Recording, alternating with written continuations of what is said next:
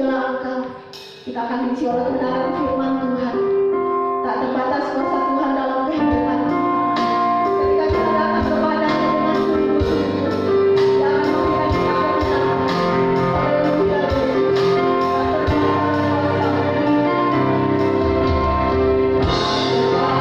terbatas kuasa-Mu. Terbatas kuasa-Mu.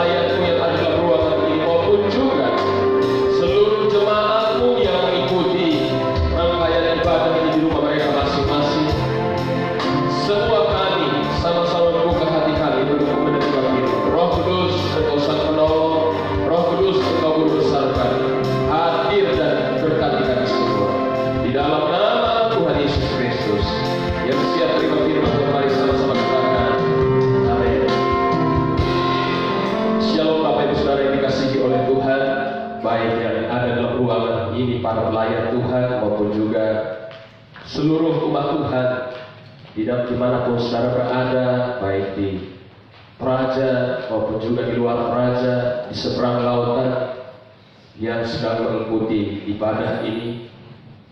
Pagi hari ini di minggu kedua gereja memperingati kebangkitan Tuhan Yesus. Sekalipun dunia sedang diperhadapkan dengan musibah, dengan situasi yang menakutkan, tapi tetap kita harus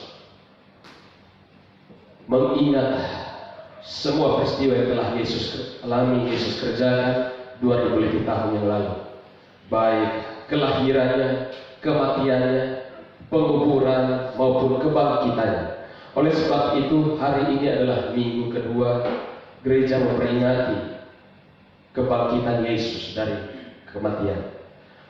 Karena itu pagi hari ini saya akan membawa kita, Bapak Saudara, kita akan melihat kebenaran firman Tuhan yang saya sudah persiapkan bagi kita dalam Yohanes pasal yang ke-20.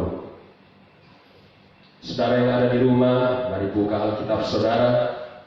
Kita akan baca renungkan firman Tuhan pada pagi hari ini. Kiranya semua kita ditolong Tuhan, semua kita diberkati oleh Tuhan melalui kebenaran firman Tuhan pagi hari ini. Dalam Yohanes pasal yang ke-20 ayat yang ke-19 sampai dengan ayat yang 23. Mari kita akan baca bersama-sama kebenaran firman Tuhan pada pagi hari ini. 1, 2, 3. Ketika hari sudah malam pada hari pertama minggu itu, berkumpullah murid-murid Yesus di suatu tempat dengan pintu-pintu yang terkunci, karena mereka takut kepada orang-orang Yahudi. Pada waktu itu datanglah Yesus dan berdiri di tengah-tengah mereka dan berkata, "Damai sejahtera bagi kamu." Dan sesudah berkata demikian, ia menunjukkan tangannya dan lambungnya kepada mereka. Murid-murid itu bersuka cita ketika mereka melihat Tuhan. Maka kata Yesus sekali lagi, "Damai sejahtera bagi kamu. Sama seperti Bapa mengutus aku, demikian juga sekarang aku mengutus kamu." Dan sesudah berkata demikian, ia mengembusi mereka dan berkata, "Terimalah Roh Kudus. Jikalau kamu mengampuni dosa orang, dosanya diampuni. Dan jikalau kamu menyatakan dosa orang tetap ada, dosanya tetap ada." Demikianlah kebenaran firman Tuhan pada pagi hari ini, Bapak Ibu Saudara yang mendengarkan kebenaran firman Tuhan atau membaca bersama-sama kebenaran firman Tuhan ini. Yang berbahagia bukanlah hanya mereka yang mendengarkan, tetapi yang melakukan. Pagi hari ini dari ayat-ayat ini yang kita sudah baca bersama, maka ada satu tema yang saya akan bawa kita untuk kita renungkan, yaitu 4 pesan penting buat jemaat Tuhan sehubungan dengan penampakan Yesus kepada murid-muridnya dalam situasi hari ini yang sedang menakutkan, sama seperti yang dialami oleh para murid dalam ayat yang ke-19. Situasi para murid dikatakan di sini, berkumpullah murid-murid Yesus di ayat 19 di suatu tempat dengan pintu-pintu yang terkunci karena mereka takut kepada orang-orang Yahudi. Situasi para murid pada masa itu, mereka ketakutan, mereka dihantui dengan keputusasaan, mereka dihantui dengan rasa ngeri, rasa was-was. Karena apa? Orang-orang Yahudi pada saat itu yang tadinya sudah berhasil membunuh pemimpin murid-murid ini yang bernama Yesus Kristus. Ketika Yesus berhasil dibunuh, maka ancaman berikut adalah para murid, dan para murid ini dihantui ketakutan. Dan kemudian mereka menyembunyikan diri, mereka bersembunyi, mereka mengurung diri dalam rumah-rumah, dalam rumah. Dan di ayat yang ke-9 digambarkan kepada kita tentang kondisi itu. Sama pula hari ini, Bapak Ibu Saudara, bukan hanya gereja, bukan hanya kita orang percaya yang percaya kepada Yesus, tapi seluruh manusia di muka bumi ini diperhadapkan dengan ketakutan, diperhadapkan dengan situasi yang mencekam. Daerah-daerah yang tadinya berada di zona hijau mulai ditingkatkan statusnya menjadi zona kuning. Dari zona kuning kemudian ditingkatkan menjadi zona merah. Tadinya situasi yang terjadi di muka bumi ini, terjadi di bangsa-bangsa, itu cuma hanya sekedar mungkin musibah biasa. Tapi kemudian ditingkatkan status musibah itu. Tadi cuma hanya sebatas wabah, tapi kemudian ditingkatkan menjadi pandemi. Ini rasa ngeri. Bahkan tadinya tidak ada status yang dikeluarkan oleh pemerintah. Tapi kemudian pada akhirnya pemerintah kita dalam hal ini, Presiden Jokowi mengumumkan bahwa ini adalah masuk kategori bencana nasional. Kalau sudah bencana nasional, non alam, bencana nasional yang berhubungan dengan kesehatan, maka kemudian ini membuat menjadi rasa ketakutan yang luar biasa.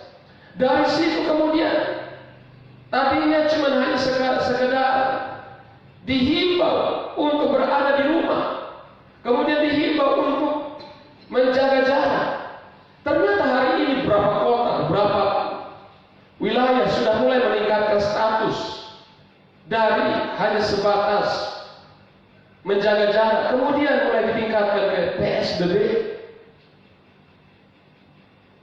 pembatasan sosial besar-besaran. Ini luar biasa. Dan kemudian membuat sehingga rasa was-was. Tadinya di sekitar rumah kita tidak ada kabar, tapi kemudian hari-hari ini ada banyak yang mendengar. Di tetangganya ada yang kena, di tetangganya sebelah rumah, di depan rumah, di belakang rumah, mulai ada yang kena, dan kemudian rasa takut, rasa was-was. Seperti itulah keadaan yang sedang terjadi, yang juga sama dialami oleh para murid pada masa itu. Tetapi pagi hari ini ada beberapa pesan penting yang saya bawa kita, saudara, untuk kita renungkan bersama-sama, untuk kita lakukan bersama-sama. 4 pesan penting bagi kita semua. Yang pertama adalah jaga sukacita kita, jaga damai sejahtera kita. Di ayat yang ke-19 di bagian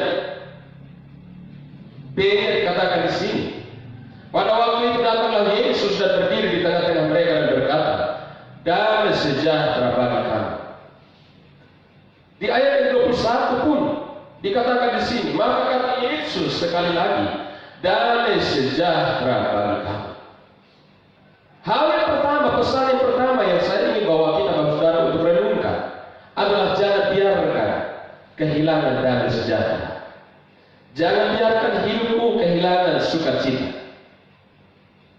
Di ayat 19 dan ayat 21, perkataan yang pertama yang Yesus ungkapkan, Yesus ucapkan kepada para murid adalah bicara soal damai sejahtera. Ini bicara soal damai sejahtera. Berarti Yesus mau gereja tidak boleh kehilangan damai sejahtera.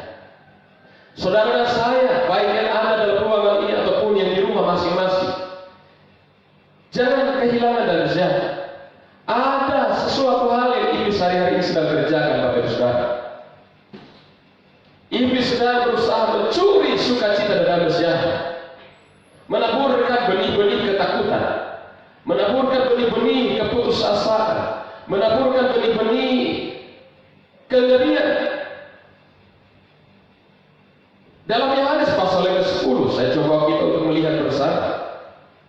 Yohanes 10 ayat 10 bagian A, dikatakan di sini, pencuri datang hanya untuk mencuri dan membunuh dan membinasakan. Pencuri datang hanya untuk mencuri, membunuh dan membinasakan. Siapakah pencuri ini? Si iblis, si roh jahat, yang hari ini sedang berjuang untuk mencuri sukacita anak-anak Tuhan, untuk mencuri kebahagiaan, untuk mencuri ketenangan hati, untuk mencuri damai sejahtera itu, supaya yang terjadi adalah rasa ngeri, adalah kegelisahan, adalah ketidaktenangan. Hari ini kita mendengar berita-berita yang baik melalui media sosial ataupun di televisi tentang bagaimana peristiwa-peristiwa yang terjadi di luar sana akibat daripada corona ini. Di India ada seorang ibu yang harus melempar 5 anaknya ke sungai akibat daripada tidak ada lagi apa-apa. Tidak ada lagi makanan yang harus dimakan karena di India sana diberlakukan lockdown. Masyarakat tidak boleh keluar dari rumah. dan kemudian dia putus asa. Pagi hari ini bagi kita semua, jemaat Tuhan, saudara yang ada di rumah, maupun para pelayan yang ada dalam ruangan ini, iblis mentargetkan gereja, yaitu orang-orang percaya, untuk orang-orang percaya kehilangan damai sejahtera, supaya hidup tidak tenang, tidur tidak nyenyak, sukacita tidak terpancar di wajah. Di ayat yang ke-19 ini penting, di ayat yang ke-21 ini juga kita lihat bahwa Yesus pertama kali ketika menampakkan diri, ketika Yesus hadir di dalam ruangan yang tertutup, perkataan pertama yang Yesus ucapkan bukanlah soal berapa banyak uang yang tersimpan di rekening, tapi Yesus ungkapkan damai sejahtera bagi kamu. Pernyataan penting ini artinya Yesus mau untuk kita menjaga sukacita kita, menjaga damai sejahtera kita sehingga kita tidak kehilangan damai sejahtera.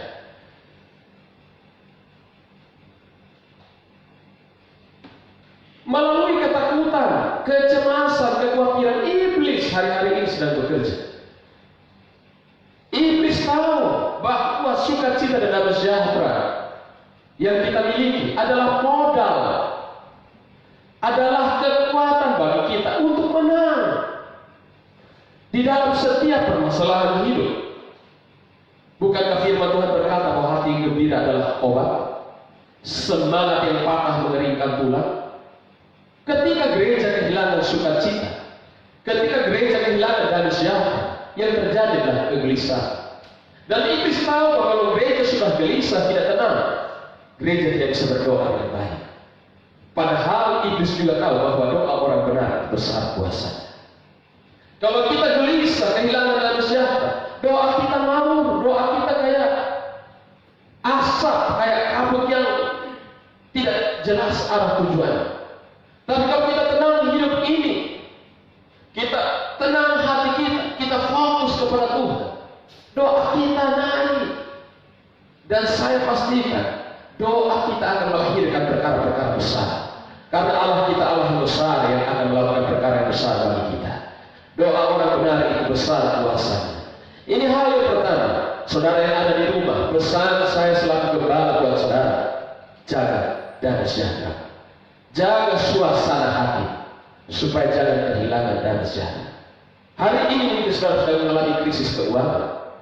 Hari ini mungkin saudara sedang mengalami ketakutan yang luar biasa, tekanan yang luar biasa. Tapi pesan yang pertama ini adalah jangan biarkan engkau kehilangan damai sejahtera. Jangan biarkan suasana hatimu menjadi terganggu. Yang kedua, saya bawa kita untuk kita kembali dalam perenungan firman Tuhan pada pagi hari ini. Yang kedua, di dalam ayat yang hal yang kedua adalah saya bawa kita untuk kita lihat ayat yang ke-21. Bagian B, sama seperti Bapa mengutus aku, demikian juga sekarang aku mengutus kamu. Yang kedua adalah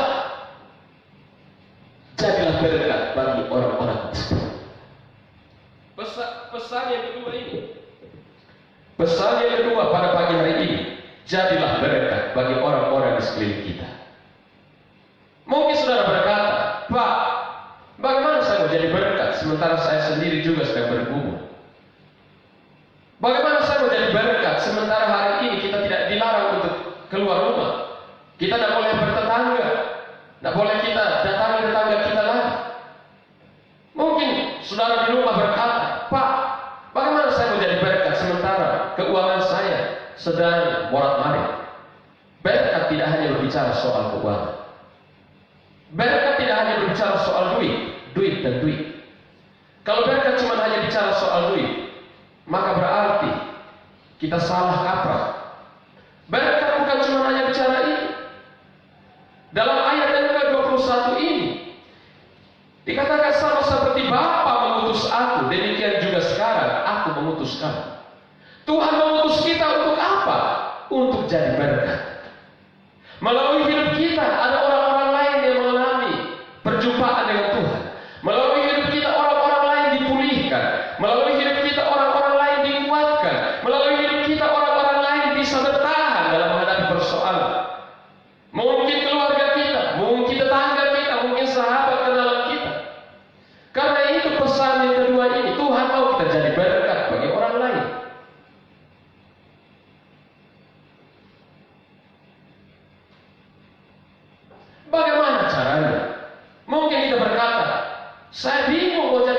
sementara saya sendiri sedang diperhadapkan dengan utang yang terlalu banyak? Bagaimana saya mau bayar cicilan, mau bayar kredit? Bagaimana saya mau menolong orang sementara saya sendiri diperhadapkan dengan problem hidup, permasalahan yang belum selesai-selesai? Caranya sangat sederhana, Bapak Ibu Saudara, baik yang di rumah yang sedang mengikuti khotbah ini. Bisa melalui cara yang pertama, doakan orang. Doamu adalah taburan berkat bagi orang. Doakan orang-orang. Mungkin hari ini kita berkata, Pak, bagaimana saya mendoakan mereka sementara kita dilarang untuk keluar rumah, harus ada di rumah saja, tidak boleh ketemu dengan orang. Ada banyak cara untuk kita mendoakan orang. Bisa kita sebut nama-nama mereka di dalam doa-doa pribadi kita. Atau bisa juga kita lewat telepon. Kita doakan mereka lewat telepon. Jadi ini hal yang pertama. Bagaimana caranya untuk kita jadi berkat? Yang pertama adalah doakan orang. Doakan tetangga. Mungkin engkau tidak bisa ke tetangga. Doakan mereka. Dalam doa-doa pribadi sebut nama-nama mereka. Sahabatmu, kenalanmu, keluargamu. Atau lewat telepon. Doakan mereka. Mereka butuh kekuatan. Jadi ini hal yang pertama. Yang kedua adalah kalau kita memiliki sesuatu yang lebih, ya kita berbagi, mungkin makanan. Bukan cuma hanya duit. Ya kalau kita dikasih kesempatan Tuhan untuk punya sedikit duit, berbagi. Atau mungkin bukan duit tapi makanan, beras kan, atau apalah yang kita bisa bagi. Yang ketiga, cara yang ketiga adalah cara yang ketiga adalah kita memberi kata-kata semangat, kata-kata kekuatan. Kita memberi semangat. Siapakah yang memberi semangat bagi orang-orang yang terpuruk? Tuhan mau pakai mulut kita untuk memberi semangat. Mungkin kita tidak punya emas dan perak, seperti Petrus berkata kepada orang lumpuh yang di gerbang Elok sana, emas dan perak aku tidak miliki. Hari ini mungkin kita juga sedang bergumul dengan masalah keuangan. Kita mendengar tetangga kita sedang bergumul, keluarga kita atau kenalan kita sedang bergumul dengan masalah keuangan. Kemudian kita menelpon mereka, kita memberitahukan, kuat kami, semangat kami. Ketika kita ucapkan satu kata seperti itu menjadi kekuatan bagi mereka.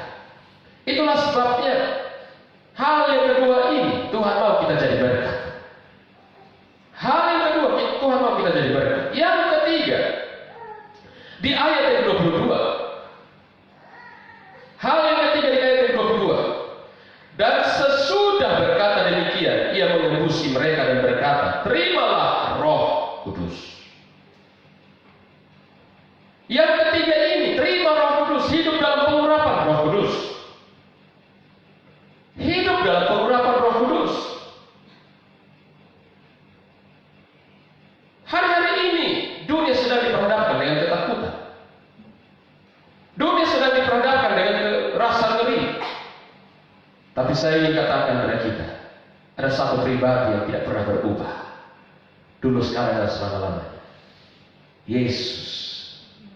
Yesus berkata kepada kita, waktu sebelum dia naik ke sorga, aku akan kembali kepada Bapa. Tapi aku tidak akan biarkan kalian sendirian. Aku akan mengutus seorang penolong yang lain, yang akan menolong menyertai kamu sampai kesudahan zaman, sampai selama-lamanya. Itulah sebabnya pada pagi hari ini kita butuh sang penolong itu. Kita butuh pribadi Roh Kudus itu, sang penghibur, sumber kekuatan, yaitu Roh Kudus. Hari ini uang tidak bisa memberi perlindungan. Kita menyaksikan mereka-mereka yang punya duit yang banyak, tidak ada virus, tidak ada vaksin untuk bisa dibeli. Duit boleh banyak, tapi vaksin tidak ada. Sehingga akhirnya mereka pasrah.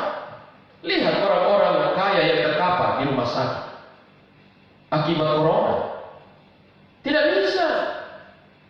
Dulu ketika di Indonesia kalau ada orang-orang kaya sakit, pasti diterbangkan ke Singapura.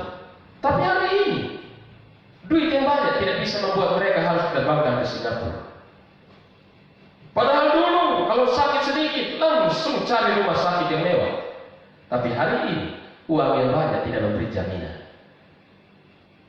Hari ini, dalam keadaan mereka punya duit yang banyak, mereka cuma pasrah. Kita menyaksikan di televisi para artis. Saya mendengar ada seorang artis yang karyawannya 600 lebih. Karyawannya 600 lebih orang.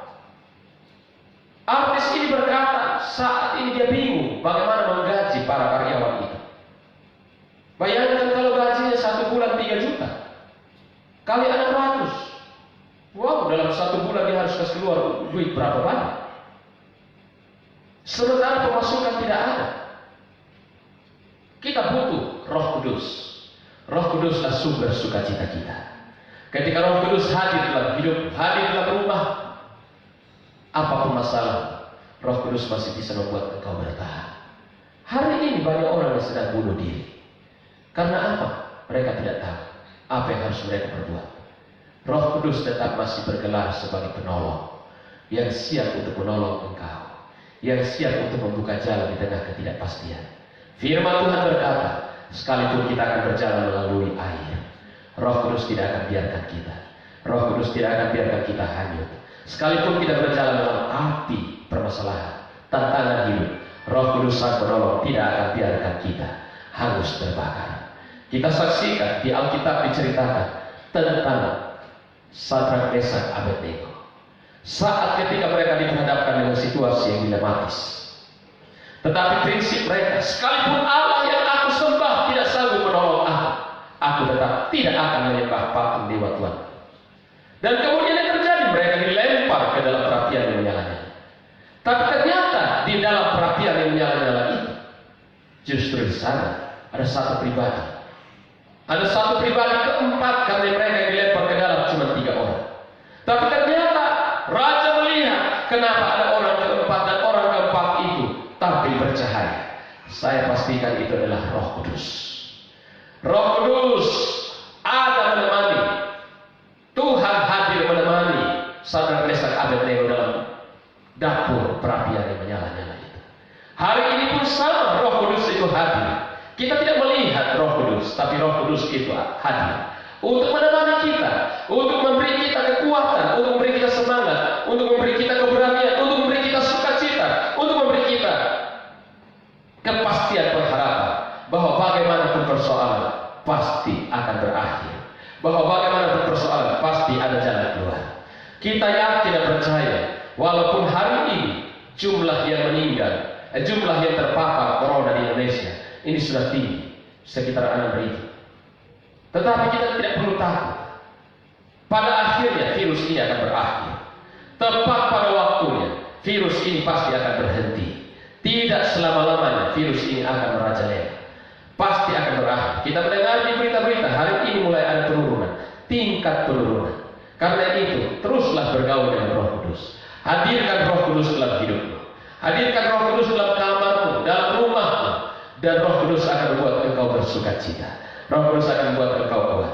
Yang terakhir, Bapak Ibu Saudara, di ayat yang ke-23. Jikalau kamu mengampuni dosa orang, dosanya diampuni. Dan jikalau kamu menyatakan dosa orang tetap ada, dosanya tetap ada. Poin yang keempat ini, pesan yang keempat ini, lepaskan pengampunan. Pesan yang keempat ini penting bagi saudara dan saya, semua kita.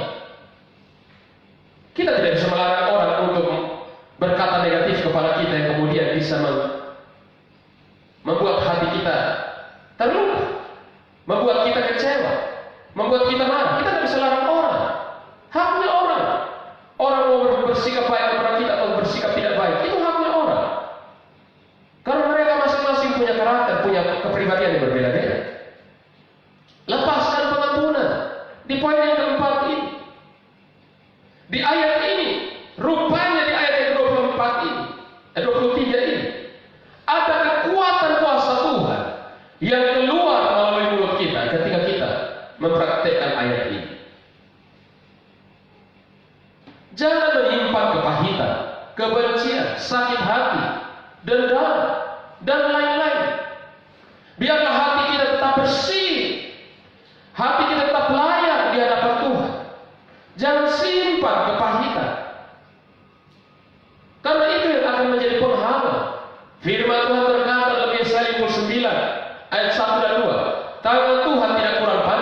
telinga Tuhan tidak kurang lebar.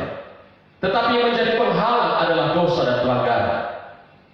Kepahitan, kebencian, sakit hati, buang semua. Kekecewaan, kita punya hak untuk kecewa. Kita punya hak untuk sakit. Kita punya hak untuk marah. Tapi jangan biarkan itu berlarut-larut.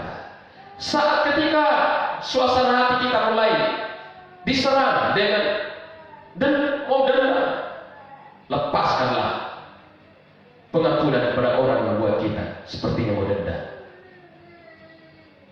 Dosa menjadi penghalang orang masuk surga. Dosa menjadi penghalang kebaikan-kebaikan Tuhan kita alami. Dosa menjadi penghalang doa-doa kita untuk dijawab oleh Tuhan. Ada dua hal yang terjadi saat kita mengampuni orang. Ada dua hal yang terjadi dalam hidup kita saat ketika kita ampuni orang. Yang pertama adalah dosa orang itu diampuni. Alkitab berkata kepada kita di ayat 23, jikalau kamu mengampuni dosa orang, dosanya diampuni. Berarti dosa orang diampuni atau tidak tergantung dari kita. Menurut ayat ini. Karena itu ketika kita lepaskan pengampunan kepada orang, orang itu diampuni. Menurut ayat ini. Yang kedua, hal yang kedua yang terjadi saat kita mengampuni orang, ada kelegaan. Ada kelegaan hati bagi kita. Kalau selama ini ketika kita menyimpan kepahitan, dendam, kebencian, kita menyimpan kepahitan, tidak melepaskan pengampunan, setiap kali kita mendengar nama orang itu, pasti kita sakit hati, kita marah. Ada bukan saat ketika kita ketemu orang ini dalam keadaan yang tidak kita sangka-sangka, maka kemudian muncul kepahitan, kejengkelan, wajah menjadi cemberut. Tapi saat ketika kita melepaskan pengampunan, maka beban itu lenyap dari diri kita. Yang ada adalah sukacita. Ada kelegaan tersendiri dalam hidup kita. Itulah sebabnya pada pagi hari ini, dari ayat-ayat kebenaran firman Tuhan yang kita sudah baca ini, saya simpulkan bagi kita bersama. Saya bawa kita untuk kita lihat yang pertama, jangan biarkan damai sejahtera menghilang. Jaga suasana hati. Yang kedua yang saya simpulkan adalah jadilah berkat bagi orang-orang sekeliling kita. Melalui doa-doamu, melalui kata-kata motivasi, kata-kata semangat, melalui kita memberkati. Mungkin ada kelebihan berkat, ada sesuatu yang kita miliki, kita berbagi. Yang ketiga adalah hidup dalam pengurapan Roh Kudus.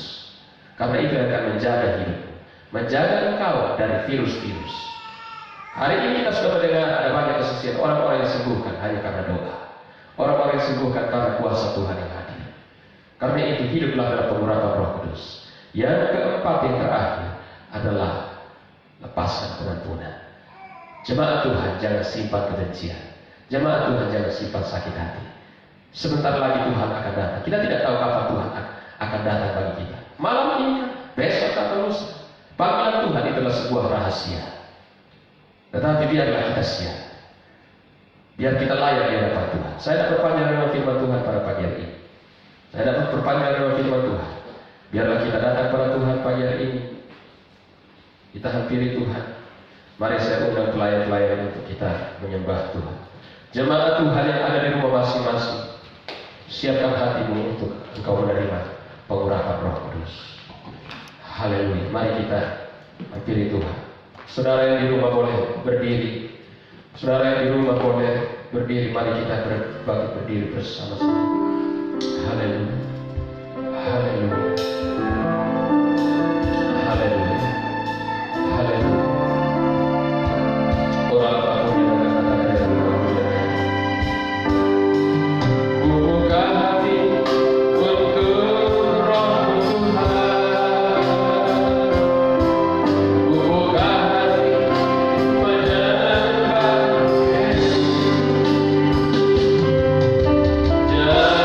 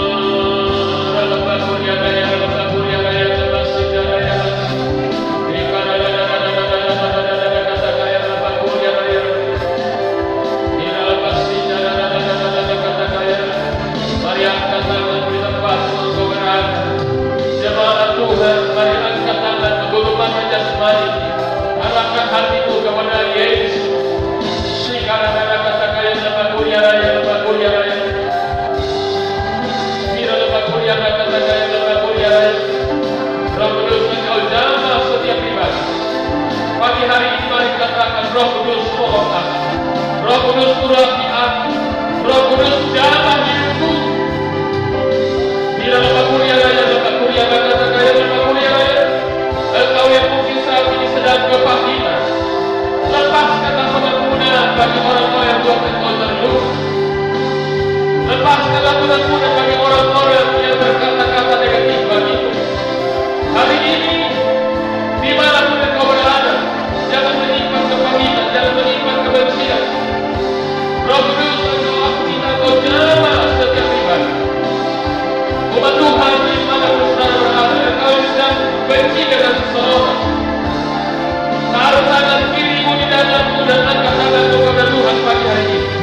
Dan biar Tuhan menjamah engkau, biar Tuhan melawat engkau pagi hari ini, biar Tuhan membebaskan engkau dari kebencian, Tuhan membebaskan engkau dari amarah, dendam, kepahitan ini. Roh Kudus, aku minta engkau jamah di dalam nama Yesus. Oh, di dalam nama Yesus, jamah setiap hati yang penuh kepahitan.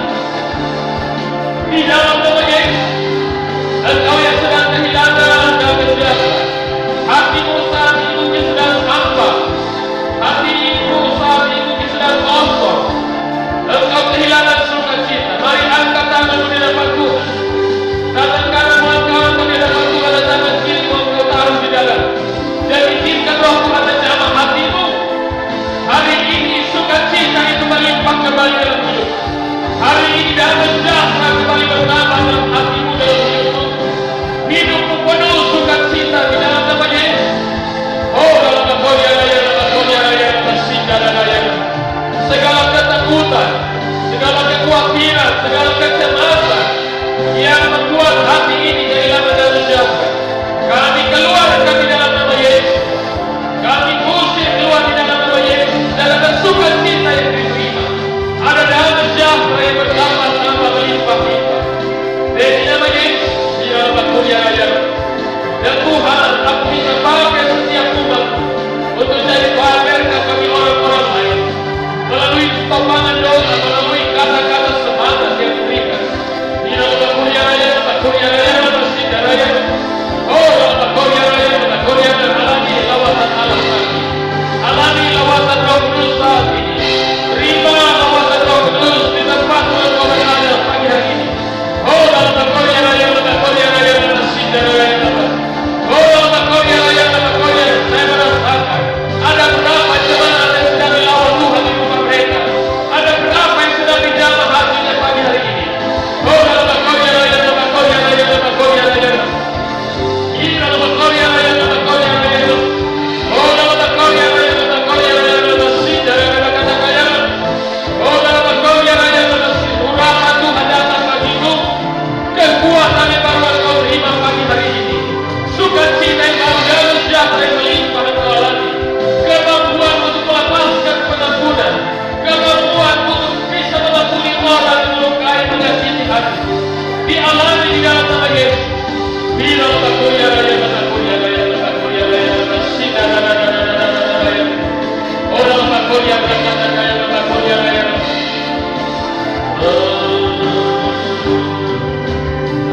Engkau kekuatan dan perisaiku, kepadamu rohku berserah.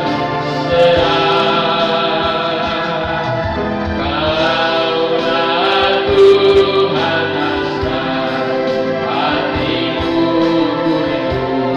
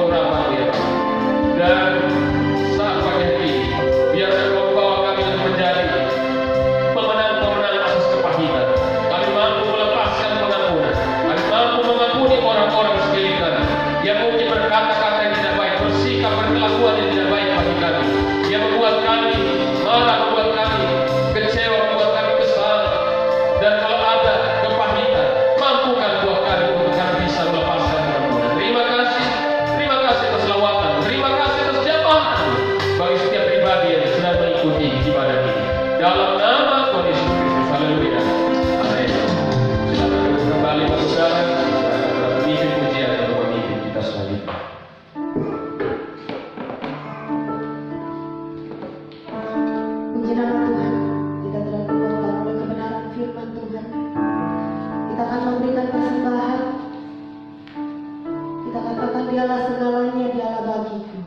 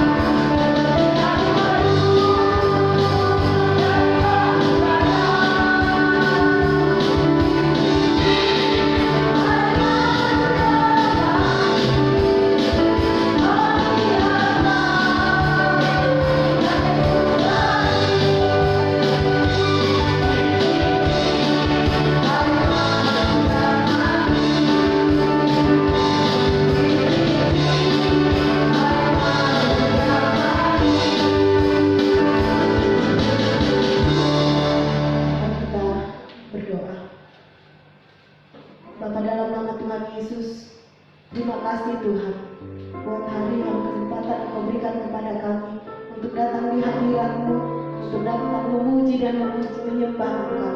Kami juga sedang memberikan persembahan. Mari Bapa, Engkau berkati persembahan yang telah diberikan oleh umat-umat-Mu dimanapun mereka berada. Kami tahu Tuhan, bahwa ketika kami menabur untuk Engkau di ladang-Mu Tuhan, kami tidak akan merasa kekurangan, tapi kami percaya bahwa Engkau menjamin akan hidup kami. Terpujilah Engkau Bapa, Engkau kembalikan 30, 60, 100 kali lipat, karena kami percaya bahwa kami ada di dalam tangan kasih-Mu Tuhan. Ini kami di dalam nama Tuhan Yesus. Haleluya. Amin. Kita mengakhiri ibadah kita pada siang hari ini. Kita katakan yang sadar dan yang sadar, Engkau Allah yang berkata.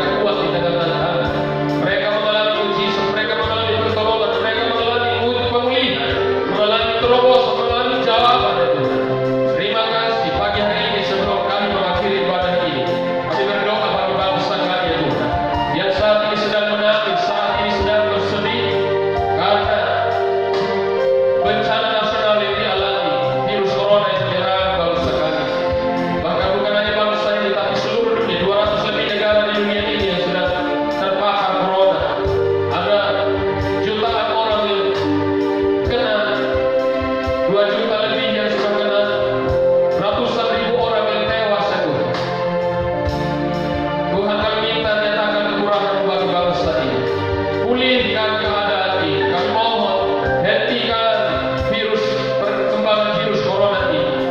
Virus yang tidak kelihatan secara kasat mata. Pagi hari ini kami minta kuasa darah Yesus mematikan, menghancurkan virus ini. Engkau tolong pemerintah kami, presiden kami, para menteri, gubernur, wali kota, bupati, camat, dan semua aparatur pemerintah. Tolong mereka itu dalam mereka mengambil keputusan tindakan-tindakan yang tepat. Biarlah cepat teratasi dengan baik. Demikian juga tenaga medis, engkau tolong mereka, kuatkan, lindungi, pagar mereka sekuasa darah. Bahkan jemaat yang berprofesi sebagai tenaga medis yang hari ini sedang berjuang di Medan, Tuhan engkau tolong lindungi mereka, biar mereka aman dalam perlindungan. Demikian juga aparat keamanan, tentara dan polisi yang mengawal negara ini. Tuhan engkau tolong supaya melalui mereka tidak terjadi kekacauan, tidak terjadi keributan ya Tuhan, dan biar bangsa ini aman.